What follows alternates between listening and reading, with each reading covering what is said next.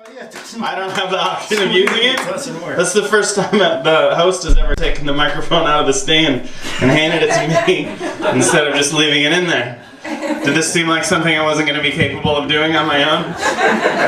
This idiot's not going to be able to take this microphone out of the microphone stand. I'm a professional stand-up comedian. I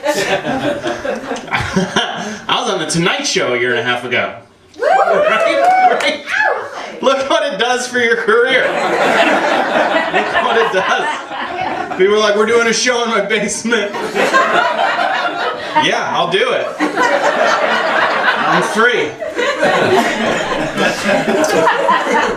I love to be surrounded by more entertaining forms of entertainment as well. This is really great. For just everyone to be like, could the band go back on for a minute? They were way better. Could Richard Pryor's face start talking for a while? I'd love to have a funnier comedian right behind me for the entire show. Good to see you guys. Thank you for coming. This is the first show where I walked in and I was like, I don't know if I should take my shoes off or not before I perform. I felt like I should. I'm a shoes off in the house. Hey, puppy. Hey, puppy. Yeah, you like my comedy, don't you? How old is he?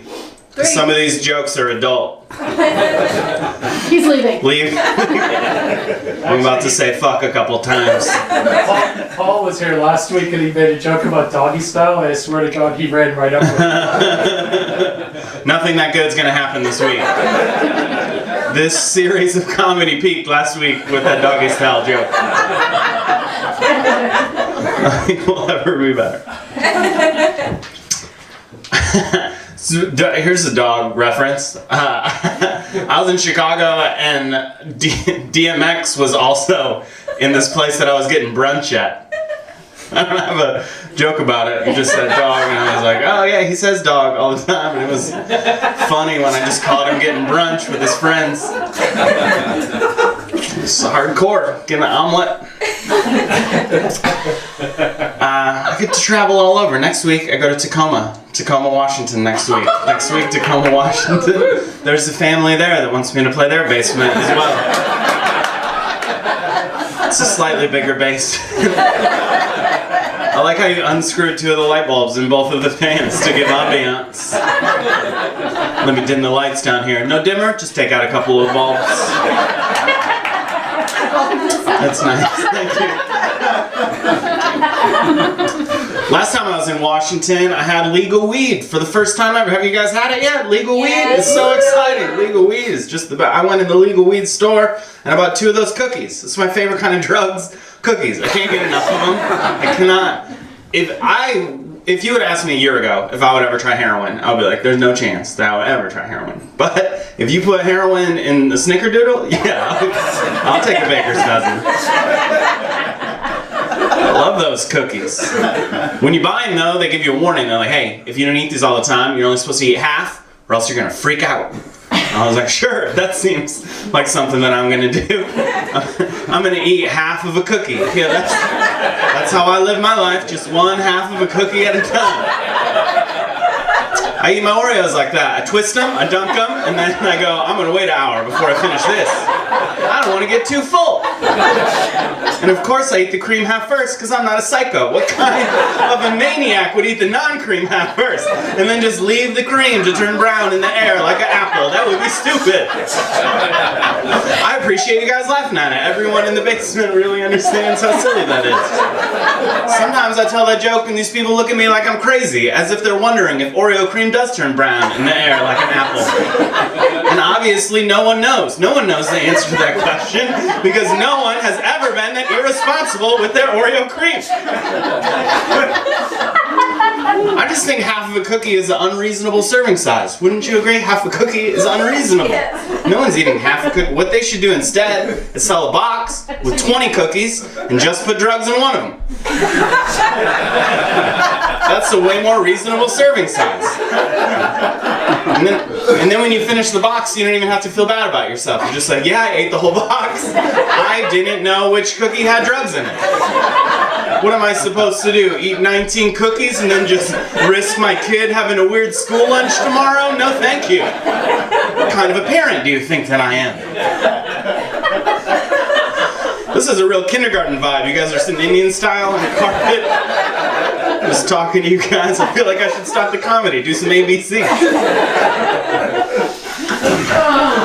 I'm a parent. I'm a step parent. Parents here? Any parents? Parents? Step parents maybe? Even step parents? No? Yes? No? I'm a step parent. Took over the lease on a couple kids a few years back. Real happy with my investment so far. How old are they? They're 13 and 14. Yeah, that's what everybody says. Oh, you're rich. Hey, puppy. You got kids. Probably never will. I saw down there. You're done. Isn't it kind of extreme? I shamed him. Can you believe that? I shamed him. I feel like it's extreme how we neuter animals. When humans get vasectomies, they just make a snip and then they keep their testicles. Poor dogs, they just take them. I think it's an aesthetic thing.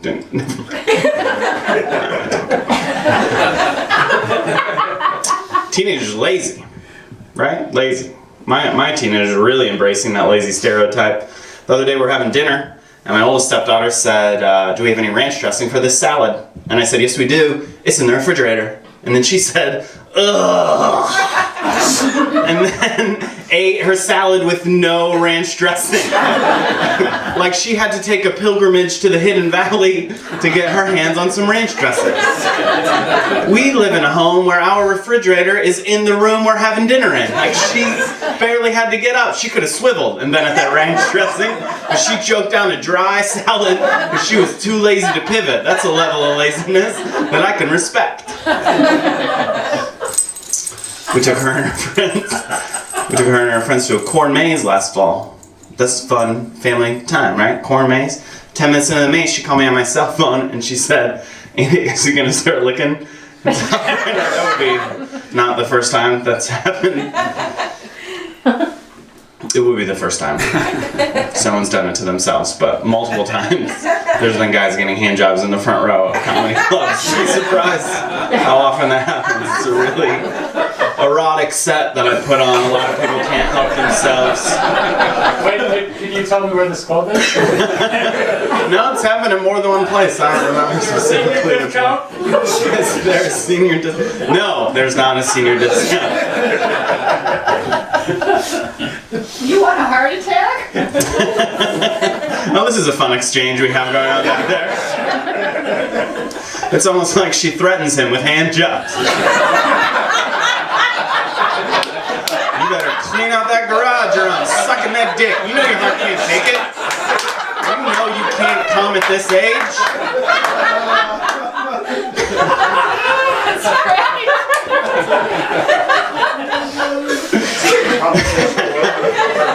Oh boy. Now let me continue this cute joke about my kids being lazy in a corn maze. 10 minutes into the maze, she called me on my cell phone and said, Andy, I'm lost. Well, you're in a maze right now, sweetheart. That is the experience that we've paid for this afternoon. Did you think I had taken you to a corn hallway? Is that what I thought this one?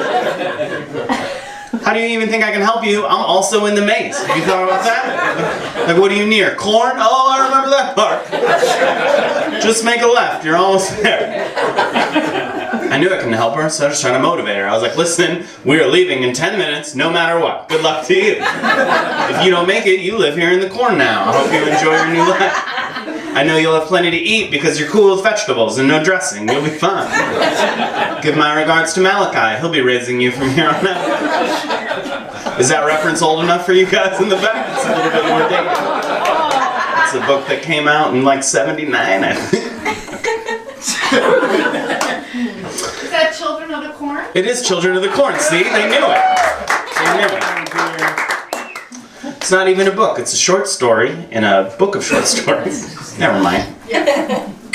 My younger stepdaughter, when we first got married, was just learning how... I didn't marry her, but when I married her mom, she was just learning how to lie.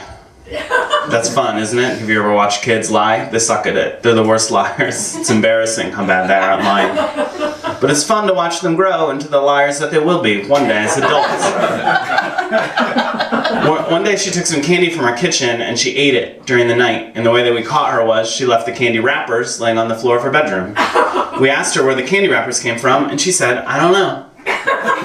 And that's a shitty lie, isn't it? We can all agree that's a terrible lie. She put no effort into it. She said, "I don't know," like she thought we were going to say, "Well, gosh, we don't know either. I guess it's a mystery. We may never know what happened to those Reese's Cups." And my wife was devastated. My wife was like, "I cannot believe that my baby lied to me. We need to punish her." I don't think that we should. You know, what does that solve if we punish her? If we punish her, we have to let her know we figured it out because of the evidence that she left behind. And that's not teaching her not to lie. That's teaching her to hide evidence the next time she wants to lie. That's just making her a better liar, a little bit at a time. And I don't think that's the way you're supposed to parent. I think you're supposed to do big things. Here's what I want to do instead.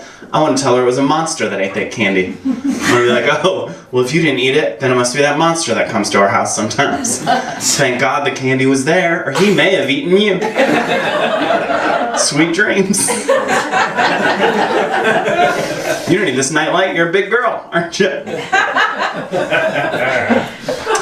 This joke works better usually because I don't tell people how old she is, and now you guys are all thinking about a 13-year-old and how she's not really going to fall for this.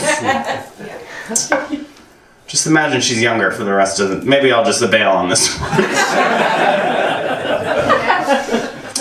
I think it'd be easier to be a parent if my kids were bad at getting away with things forever. And you just pick and choose what you want to punish them for. It'd be easier. Right now it's not a big deal. Candy wrappers. A few years from now, it might not be candy wrappers. We might be finding rolling papers on the floor of their bedroom. Now we have serious parenting to do. Our children are experimenting with drugs, and not the good ones that you can get legally in Washington and Colorado that come in wrappers with nutritional information on the back and are made from all locally sourced ingredients. And all the butter comes from pasture-raised cows that only ever eat grass, and they're only impregnated through consensual sex with bulls that they're in love with, and they always come. That's the good butter. But I'm talking about street drugs. When I was young, my buddy got caught with cigarettes, and his mom and dad made him smoke a whole pack of cigarettes and made him never want to smoke cigarettes again. I have a similar idea if we find marijuana in our kid's bedroom. My idea is we finish it. That's my idea. We finish it. And then our kid's punishment is they have to hang out with us the whole time. Like, no, you can't go play at your friend's house. We're going to watch another one of these DVDs of you playing soccer. They're hilarious. Everybody goes for the ball at the same time. It doesn't make any sense. The kids have never even seen people play soccer before, it looks like. You can't all kick it at once. You got to spread out. What do you think's going to happen? It's going to burst open like a piñata or something if you all kick it at the same... Take it down the sideline. Cross it over. Like, who's coaching this team anyway? What? It's your real dad? Well, my fault then. I'll shut up. But the 14-year-old tells some lies too, but she's better at it at this point. She's got this crazy confidence when she tells a lie, and it fucks with my head. I watched her walk from the living room to her bedroom one night, and I said, "Hey, did you brush and floss your teeth? It's bedtime." And she said, "Yeah, I did." And I said, "Oh, I just saw you not do it, so maybe you should go and do it again." And she said, "God, what's your problem? I told you I did it." And then I had what I thought was a genius parenting idea. I said, "Okay, maybe you did, but let's go to the bathroom together, check the garbage for your used dental floss to see if you're telling the truth or not." And she said, "I dare you. I dare you look in the garbage. You're gonna feel so dumb digging through the trash for my used dental floss." And at this point, I'm kind of like, maybe she did brush and floss her teeth, and I blacked out for a moment. I can't be positive of anything. I had a glass of red wine with dinner. Who knows what's happening? I've never been confident as she was in anything in my entire... If someone came up to me right now and was like, "You got khaki pants on, don't you?" I'd be like, "No, I don't think so. I think they're jeans." But what's the difference, really? I think it's all made out of cotton. Is color the difference? Or what is color even? It's more how we perceive color than anything. Maybe they are khaki pants to you. Who am I to say? I can't comprehend her level of confidence, but I've learned one thing in my 3 years of being a parent, and that is, if you threaten your kids, you gotta follow through on that threat, or else they walk all over you forever. So we walked together to the bathroom to check the garbage. She's talking shit the whole way there about how dumb I'm gonna feel when I see that her floss is in there. We get to the bathroom, I look in the garbage, no dental floss. I turn around, and she's crying. And the next thing you know, I'm giving her a hug and apologizing for trying to make sure that she has good dental hygiene. Do you guys even understand what happened there? She lied to me, made me mad, and then I had to apologize for getting mad at her. She is really becoming a woman. Did somebody fart back there? I heard an excuse. I want to be a good parent. It's important to me. Just sometimes I worry that I'm not, because I don't have that thing built into me that birth parents have that make them proud of every single stupid thing that their child does. I don't have that. You know, I've had more than one friend call me to brag about how early their baby was able to lift its head up. What a stupid fucking thing to brag about. That's so dumb. But more than one guy has called me and been like, dude, my baby's lifting its head up like way before babies can normally lift their heads up. We're probably gonna have to put her in a special school for girls with strong necks or something like that. She's got chubby arms and chubby legs, but her neck is fucking ripped, bro. We're cutting slits down the front of all her onesies so she doesn't rip them out when she flexes her neck. I just don't have that level of pride. I wish I did. It makes me feel like a bad person. Here's an example. My oldest stepdaughter came home from school one day, and she said, we ran the mile in gym today. Guess my time. And I said, I don't know, maybe like 9 minutes. And then she said, 16 minutes. Well, I wouldn't have guessed that you ran the whole time. That's a terrible time for a mile run. What? Was there someone playing defense on your mile run? Did you do your mile run through a corn maze while in a row?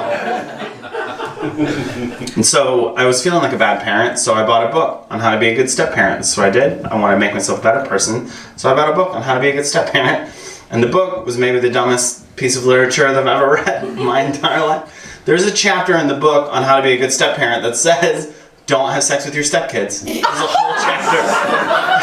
How bad have the step-parents been up until now? That even needed to be included in this book. I was just going by the regular rule of society of don't fuck kids. That's how I was living my life. It never even crossed my mind until you perverts brought it up in your self-help manual. I think that it's lazy writing. I could write self-help books if that's all you have to do. List the most obvious things that you're not allowed to do. You want to know how to take care of a horse? Don't have sex with it. That's the number one rule. You're going to want to. A horse is a beautiful animal. I hardly blame you. You shouldn't do it. First of all, horses are too tall. You're not going to be able to reach. If you want to bang a horse, you have to get on a ladder. And it is not safe to bang on a ladder because you're going to be moving around. You could tumble off that ladder, really hurt yourself. If you want to bang a horse, you need a friend that's willing to hold the ladder. Not a lot of people have a friend that'll hold the ladder and then not also want to turn banging the horse. And now you're into a whole weird three-way horse thing. And that is a completely different self-help book. That's my self-help book on how to pull a train on a horse and still maintain positive friendships. There's a lot of nuance that comes in to doubling up on a horse. You gotta take turns. How do you know who goes first? Is it the one that brought the ladder, or is it the one that rented the horse for the afternoon? It's real tough because you cannot go at the same time on a horse. You have to take turns. You cannot Chinese finger trap a horse. Horses are biters. Have you seen one eat a carrot before? It's terrifying. It's easy to write self-help books. That's all the thought you have to put into it. I have a friend that knows how to fix elevators. I used to be real impressed by that. Now I know, first day of elevator fixing school, they just go, hey, don't fuck those elevators. That's one thing that you shouldn't do. Listen, you can push the buttons with your wiener if you want, but that's as far as it should go. If you have a friend in the elevator with you, go ahead, have a contest, see who can get the highest floor. But don't get the highest floor you can, and then all the floors under it. That's rude to the other people in the elevator. And of course you can go down on an elevator, but that's not even a sex act. That's a pun. I'm doing jokes up here. People.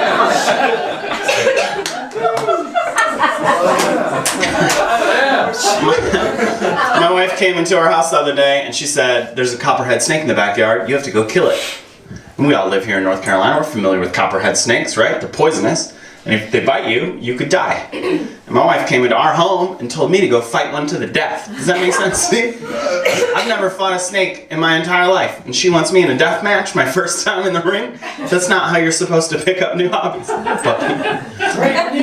You like snake? You like the animal jokes, huh? Okay, yeah. Go back to the horse. Walk away. Go back to the horse. What, we fucking horses down here? So she wants me to, I'm going to go through this joke no matter what because it's a really good one. You guys are going to want to hear the end of it. She wants me to kill this snake. And that's not how you're supposed to pick up new hobbies. You're not just supposed to start off at the hardest level. You know, when Jean-Claude Van Damme started kickboxing, he didn't enter the Kumite his first day. He did some street level bouts before he went to the Kumite. Let me fight a worm first, build up my confidence, learn the moves. Let me fight a piece of cold spaghetti or a pool noodle, you know, work my way up to a copperhead snake. I said, instead of me killing it, how about we just wait till it leaves? That's what I want to do. I just want to wait until it leaves. It seems like a valid option. She says, we can't wait till it leaves because it could bite the kids or the dog. Well, not if we don't dangle them over the top of the snake, because I don't think he's lying in wait to murder our family. I think he's just trying to get some sun on the back deck. And I don't even blame him. I stained it myself. It's a cool place to hang out. Let's have a barbecue. Invite over all the neighbors. Let nature take its course. You know, let's just see. So here's what she does after I refuse to kill the snake. She goes and gets our neighbor, and he kills the snake. And that is not a fun moment for a man, to be standing in your own backyard and watching while another man protects your family. That sucks. It's really affected my self-esteem. She heard something in the night, and she goes, oh my God, I heard something, you have to go check. And I was like, I'm not going to go check. I'm going to give Steve a call. This is his job from now on. I don't want to go check. What if it said Snake's family back to avenge his death? What if I accidentally killed Snake Liam Neeson's son? And Snake Liam Neeson is in the other room right now, just like I have a very specific set of skills.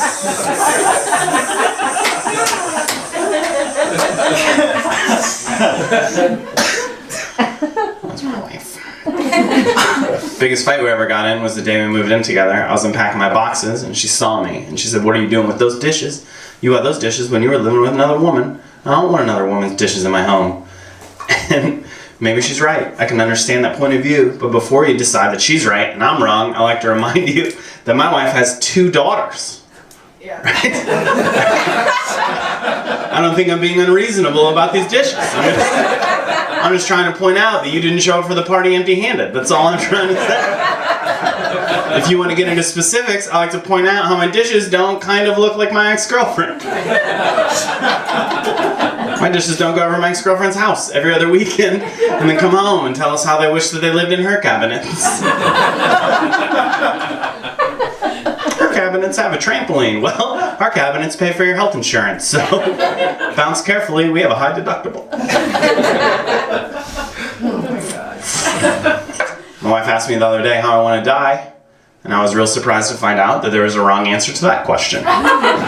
She told me she wants to die in her sleep, surrounded by her loved ones. And I said, that sounds great, but I want to die when I'm an old man of a heart attack and I'm having sex with a woman 20 years younger than me, much like this man in the back. She was upset by my dream. She was upset by my fantasy. She was like, you would really cheat on me? And I was like, no, I would never cheat on you. In my scenario, you've been dead for a while.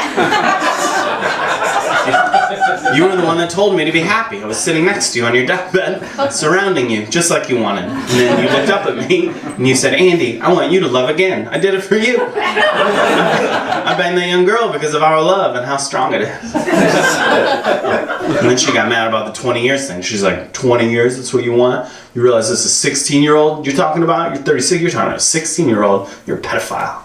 And I would be if, in my best case fantasy death scenario, I'm dying tomorrow. That's not the way I dream about it going down. I want to live to be 100. This is an 80-year-old that I'm talking about. I want to die underneath the 80-year-old, just looking up like, God damn, they don't make them like that no more. 80-year-old body looking so tight. No, I haven't had me one of these in a couple decades. I want her to roll off me, look me in the eye and be like, do you want to have sex, young man? Because she doesn't even remember we just did it. You know, she's insatiable. Never been with a woman with an appetite for sex like this. I'll bend her over a walker, really give her the business. That's what I do. Total disregard for how fragile my hips are going to be at that age. Just bang her bent over a walker. People in the next room think we're watching Wimbledon because of all the grunts and the tennis balls bouncing around.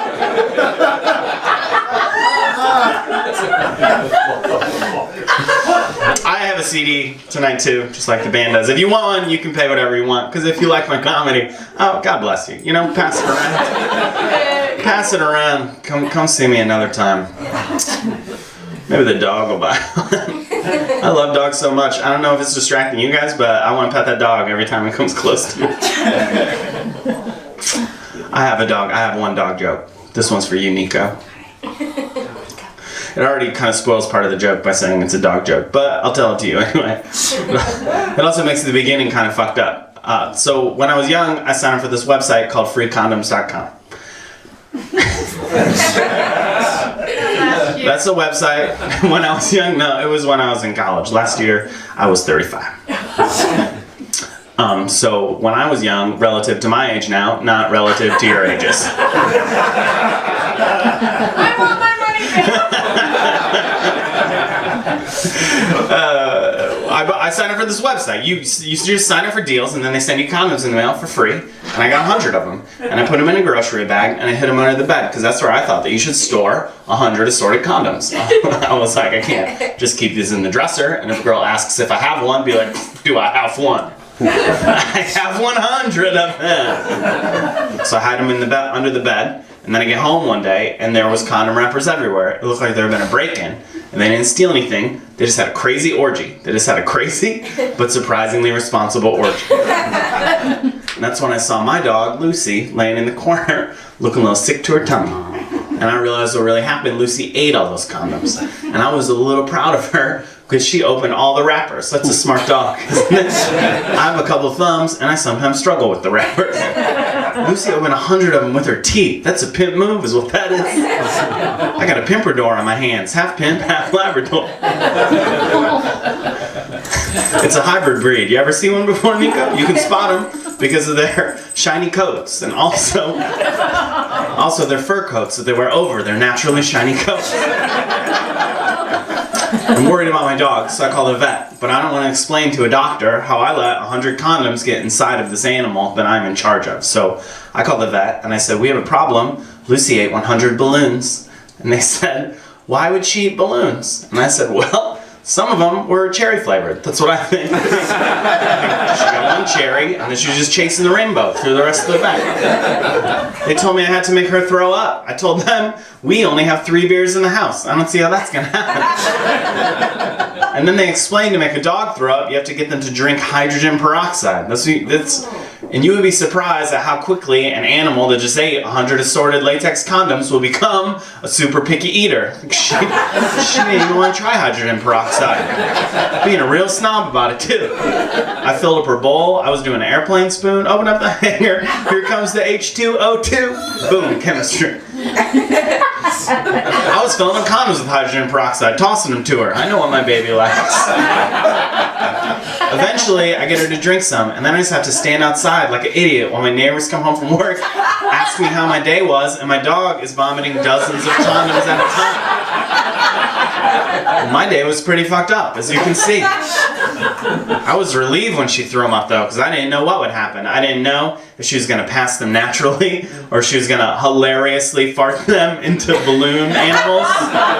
Or maybe, best case scenario, we just cut out the middleman on those plastic bags I used to pick up after her. Maybe they just come out one at a time pre-wrapped. You know, maybe it's like a little dispenser just laying out latex sausage casings.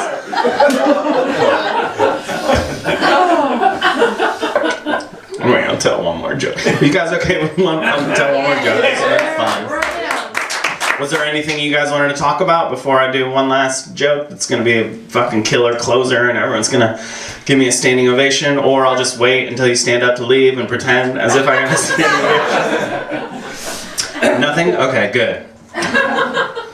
So, alright, I'm happy that I'm married because the part of my life where I can hit on women and they're not grossed out by it, that part of my life is over now. And I know that for sure because I finished this comedy show and I walked out to the parking lot and I heard a scream. And when I hear a scream, I'm a man of action. I want to help, so I went running in the direction of the scream at a reasonable pace because I don't want to get there too soon and have crime also happen to me. I would love to help with the aftermath of a crime. That's something I think I would be good at. So I'm running towards the scream at about my stepdaughter's pace for the mile run. And I get there, and the source of the scream is these 2 smoking hot young ladies. They're 24, they're in college, they're seniors, and they're both 10s. They're just unbelievably hot, And the reason they screamed was there was a cockroach in their car. That's why they screamed, because of a cockroach. And they got scared, and they got out of the car, and they were just standing on the side of the street screaming. I don't know what they thought was happening next. Maybe they thought that cockroach was about to drive away, start a new life for himself as an Uber driver. But I'm happy, because I can help these girls. I've handled some cockroaches in my lifetime. So I reach in their car with my bare hand, I grab that cockroach, and I throw it out of the car. And I use my bare hand because there was women watching. If I would have been by myself, I would have done what I do at home. I trap it under a cup, and then I slide a piece of paper under that cup. And then I carry the whole thing about 20 yards away from my house, and I shake the shit out of it. You gotta shake it up because you want to disorient the cockroach. If you let them go, they'll walk right back into your home. You really have to confuse them. If I have time, I drive them around the block a few times. Really mess up their inner ear. But I don't have time to do that, so I use my bare hand like a real man. Like I wasn't about to go back to my car and use all of my hand sanitizer. So I save these girls from this cockroach, and then this thing starts to happen to me, this phenomenon that happens to all married men, where we become delusional about how many women want to have sex with us. And I know you've heard married guys say it before. Married dudes love to talk about, however, since they started wearing a wedding ring, women cannot keep themselves off of them. Married dudes love to say that, and if you honestly believe that, you're fucking delusional. It's not true. If anything, less women want to have sex with you. Here's how it happens. Married guys go to bars, and women will look in our general direction, and we'll think, oh, she's checking me out. She must want a piece of this. And if we were single, we would walk over and introduce ourselves, and she would have a chance to say, hey, you're disgusting. Please get away from me.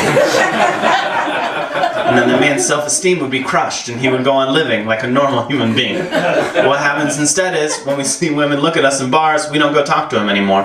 What we do instead is tell everyone we know that there was a woman we could have had sex with, but we chose not to because we're such great guys. And those experiences will pile up over time, and eventually married dudes get these super swollen egos, and everyone that looks at us, we're just like, she wants it too, he wants it, flatter, not interested, everybody wants my dick, you know? And this phenomenon's happening to me while I'm talking to these young, beautiful women, and I'm worried that I'm in a bad situation for a married man to be in. I don't know how I'm going to get out of it. And I start thinking of what I'm going to have to say, of how to let them down easy without hurting their feelings. And I think I'm going to have to say something like, listen, girls, I would love to have sex with you. That's a sweet offer. It's also a fair offer for the task that I perform for you. One at a time or both at the same time. Either way, I can't do it. The best thing I can do is watch you girls kiss and then touch myself at the hotel. That's as far as it can go for me. Okay, yeah, I would love to go back to your sorority house, meet the rest of the sisters, judge your homecoming blowjob contest. I would love to do that. I think I would be an impartial judge. I would blindfold myself so I wouldn't be influenced based on looks, and I would judge solely on technique, like depth and wetness and hand control, and I would give scores to each category, then I would throw out the highest and the lowest score, and there would be a real winner of your contest. I would love to do that. I would love to set up slip and slides in the quad and lay at the end of them fully aroused, see if anybody can get a hole in one. I would love to do that with you girls. I would love to go to the grocery store and get like 3 dozen donuts and put them on everyone's boobs and then just run around smashing donuts, and if cream or jelly shoots out, we all do a shot of Jaeger. I would love to invent a donut drinking game with you girls. I would love to do that, but I can't do it. I'm a married man, so thanks but no thanks. And if you can believe it, I didn't have to say any of these things to these girls because they didn't hit on me. They didn't hit on me at all. They didn't even offer to buy me a drink. Here's what they said instead. Thanks a lot, mister. You're a great dad. I have never been so offended by a compliment my entire life. I didn't even know what to say to him. I was just like, listen, girls, be safe out there tonight. There are a lot of creeps out tonight.